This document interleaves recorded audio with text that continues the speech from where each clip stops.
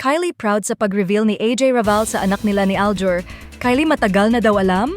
Mga kachika, matapos ang mainit na revelasyon ni AJ Raval tungkol sa pagkakaroon niya ng 3 anak kay Aljur Abrenica, hindi rin nagpahuli ang dating asawa ni Aljur na si Kylie Padilla.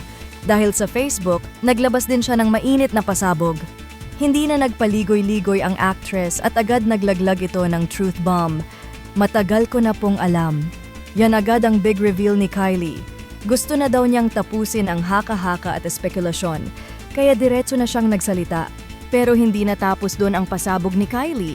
Ibinahagi rin niya na kahit alam na niya noon pa, pinili niyang manahimik, alang-alang sa mga bata. Inuna po namin ang kapakanan ng mga bata. Sobrang close sila at yun pinaka-importante, ani Kylie. Pero sa huli, happy daw siya na hindi na nila kailangang magtago pa.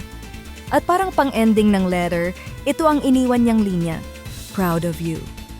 Isang simpleng mensahe, pero ramdam ang suporta niya kay AJ. Mga kachika, sinong mag-aakala na ganito ang magiging reaction ni Kylie? Kahit may history na sila ni Aljur, ipinakita pa rin niya ang composure at respeto. Walang galit, kundi puro pag-unawa. At sa huli, tila unti-unti nang bumabalik ang peace vibes. At parang nag-upgrade pa ang pagitan ng blended families ni na Kylie, Aljur at AJ. Ano sa tingin niyo mga kachika? Alin ba ang mas pasabog? Ang pag-reveal ni AJ na may anak na sila ni Aljur o ang tahimik na pag-unawa ni Kylie para sa kapayapaan ng lahat?